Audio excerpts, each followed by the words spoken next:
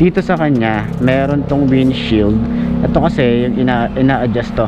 Okay, ganyan. Tapos tinataas baba lang yan. Ganyan oh. Taas baba. Yan, nakataas. Tapos ibababa. Yan, ito yung pinakasagad niya, ganyan. Tapos kung gusto niyo ibaba, baba nyo lang na ganyan. So maganda yung windshield nito or yung windscreen niya. Is meron na tayong na vlog na nakalagay siya. Pero yun na nga, adjustable yung kanyang windscreen or windshield. Sa pagbaba natin dito, yung kanyang headlight na LED. So lahat ng ilaw nito ay LED na. Pati yung park light niya, signal light niya, LED lahat. So dito is meron siyang LED rito na di ko sure kung park light siya or low beam or high beam, 'di ba? Ito meron din siyang park light dito na design niya rito, nasa split type siya, yung high and low ng kanyang headlight.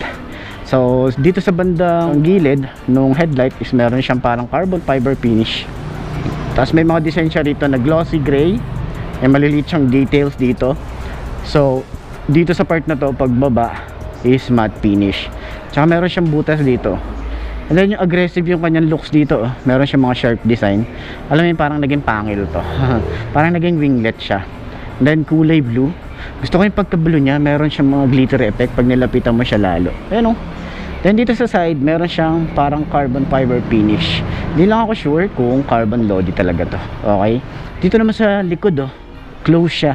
Madali din siyang linisin dito. Hindi katulad nun sa motor ko, ang hirap linisin talaga. Telescopic fork. Maganda rin yung kanyang style, yung kanyang front fender. Ayan o. Maliit lang siya rito sa part na to. Pero meron siyang cover or nakukoveran niya yung ating shock dito. Yan o, meron siyang matte finish, may mga lining.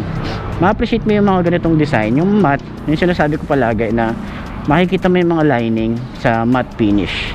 Tapos meron siya ritong style na patusok or pa-sharp design. Para siyang naging tenga ni Batman, 'di ba? So naka dual piston caliper, naka disc brake, naka mugs, and naka tubeless na rin to. Ang size nito is 180 by 14. So maganda rin yung kanyang tires, pang on and off road, no? Pero kung talagang pang trail na gulong yung gusto nyo, yung mga pambundok talaga, mga pang mud, okay, palitan nyo na lang ng dual sport na gulong. Okay, ito nga pala yung kanyang signal light. Flexible naman yan, pero ingat pa rin tayo dito sa mga makukulit na bata para kapag nasagi ito, diba? Pero yan, LED rin yan. Dito sa side na to, yung kanyang tapakan ng paa, meron din siyang relax position dito. Maganda rin yung positioning ng kanyang paa rito.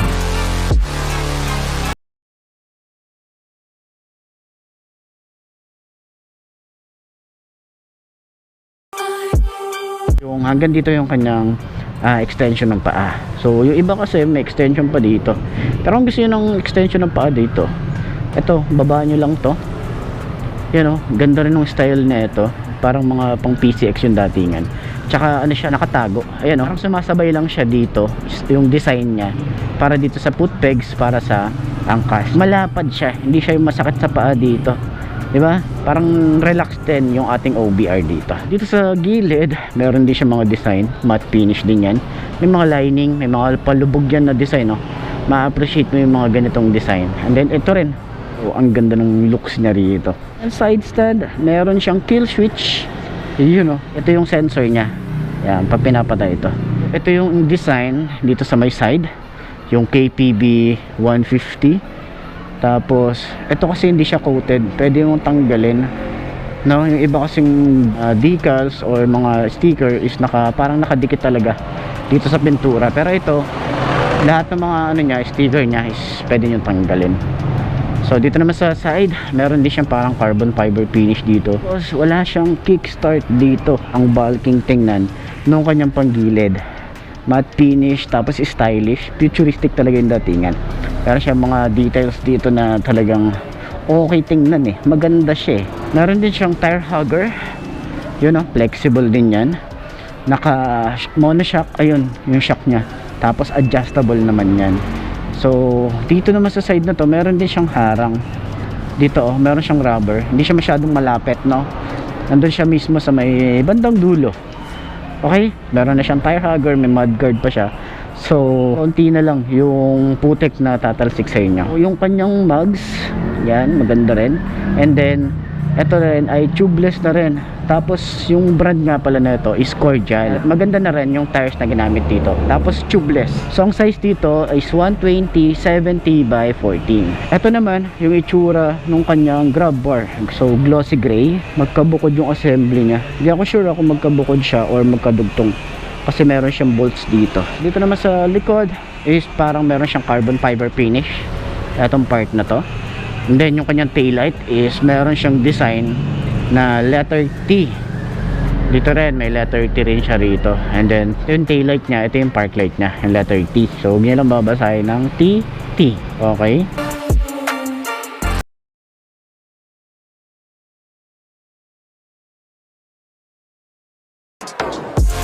Yung signal light niya, same yung design nung sa harap, tsaka flexible din yan, LED rin yan.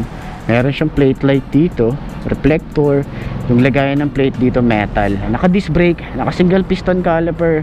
Tapos baka malito kayo, walang ABS dito sa likod, okay, kasi meron siyang speedometer sensor dito sa likod, okay. Tapos ito yung support ng ating mudguard, metal naman yan. Tapos meron din siyang swing arm na kulay gray, yung kanyang pagka finish dito, yung kulay niya. Ganda ng paint job. Isa yun sa mga nagustuhan ko dito, yung mga paint job na nilalabas ngayon ni Skygo is okay, goods na goods. Itsura nung tambucho, ganda ng design, stylish eh. Tapos yung cover niya, yung paint job, ayun, may mga glitter effect na kulay black ba to or gray, diba? Tapos ang bulky niyang tingnan. Tapos yung kanyang titi rito, ang haba. Yun yung design niya, diba? Tapos nakalagay din dito is liquid cooled na etong motorcycle na to. Astig, diba? Tapos meron din siyang cover. Ganda rin ng style. Malaki din, you know. Kaya sa performance, all goods to boy. So sayang. So yun lang yung masasabi ko, sayang meron na tayong motorcycle. Pero yun na nga. Sa kanyang upuan, ito yung itsura, leather. Para siyang two-tone, medyo kakaiba lang yung texture dito, tsaka hindi siya madulas okay. May design din siya rito na palubog, parang naging stopper, and then meron din siya ritong stitches, and then maganda rin yung leather dito, premium yung datingan, and then meron din siyang stitches dito. Ganda ng design niya, diba? Yung compartment, ito nga pala is na hydraulic siya, pero kagandahan sa ginawa ni Skygo, pwede mo pa siyang extend. Kasi yung iba nakaganyan pero hindi mo na siya ma-open, so mahirap mag-access pag ganun, di ba? Kung tatama dito, at least ito na-extend mo pa siya, okay? So merong ilaw dito para in case na kapag nasa madilim kayong lugar, meron kayong support dito na ilaw. So ito yung sensor niya, kapag binuksan niyo yung upuan, automatic mag-iilaw siya. Ayan, ang linis lang din dito. At least kahit papano, maluwag-luwag din yung compartment dito. Yung battery dito sa side na to, okay? So, meron din siya ritong helmet hook. Yung tangke, nandito sa side na to. Okay? Parang sa mga ADB din talaga, nandito sa side na to. Okay? Yung bukasan. So, sa kanyang ignition key, meron din siyang shutter lock. Ito nga pala yung susi niya. Ayan o, maganda rin, tsaka hindi to basta-basta magagaya. So, kung bukasan yan, yung kanyang side pocket dito, ganyan ang itsura. Diba? Ang ganda, no? Meron din siyang shutter lock pala rito, yung kanyang yan, ignition key. So, para mo open to, push nyo lang to. Then, ayan, boom. Meron siya ritong lagayan. Siguro makakapaglagay kayo dito ng mga papers. Medyo maliit lang to, or medyo makipot siya. Kagandahan naman dito, dalawa yung USB. Dito sa side na to, cigarette type. Dito naman is ready na. Cord na lang yung kulang. So dalawa yung USB na pwede nyong paglagyan dito. Bili na lang kayo ng converter dito. Pero yung iba kasi, dito charge yung kanilang mga vape, di ba? Ewan ko, di ako sure, okay? So yun na nga, yung kanyang handlebar is naka naked handlebar siya. Maganda rin yung mga bolts na ginamit dito.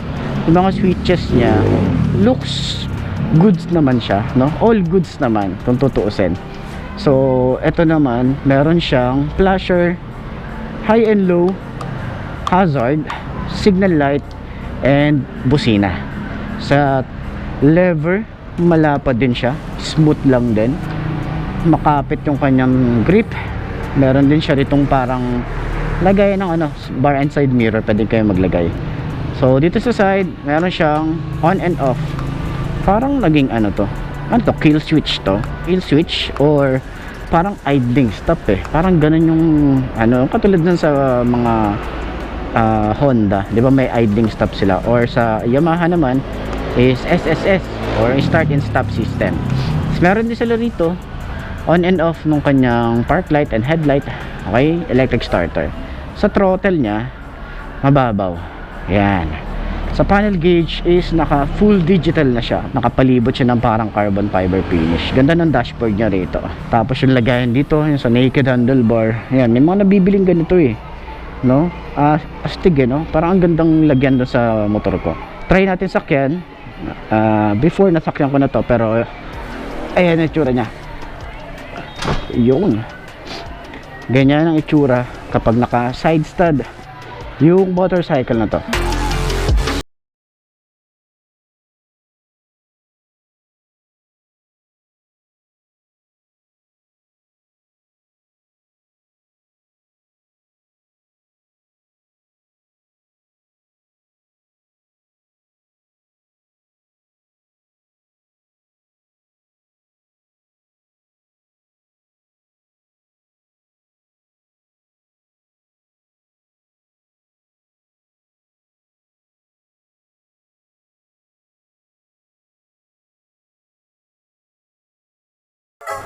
Yan, 5'2" yung aking height. Try natin Iyon. Medyo tingkay tayo rito, pero kayang i-manage to. Usad lang tayong konti. Yun kayang i-manage. Turning radius niya sobrang lawak. Ayun hanggang dito. Tapos ito rin, yung bounce niya sa harap, ganda rin ng shock na ito. Okay, yung comfort sa paa, kanya ng tsura natin. Ako okay lang naman sa akin yung extension ng paa, kasi hanggang dito lang naman talaga ako tumatapak. Ayun yan, di ba? So yun. Okay. So ayun, para sa lahat ng mga gustong kumuha nito, nandyan sa dulo ng video yung kanilang contact number at yung price nitong motor na to. Ayos na ayos yan. So yun nga mga best, ito na ba ang motor na babagi sa'yo? Kung ito na nga ay marka mo na yan at mag-subscribe ka na sa aking YouTube channel, i-click mo na rin yung notification bell para updated ka sa lahat ng videos na upload natin dito araw-araw. So lagi yung tatandaan, wala sa brand ng motor ang itatagal yan, kundi na sa pag-aalaga mo yan, tatagal yan. Ayos na ayos yan. So kita na lang ulit tayo bukas. I'm Mark D. Ciao. Maraming salamat sa inyo. Bye bye.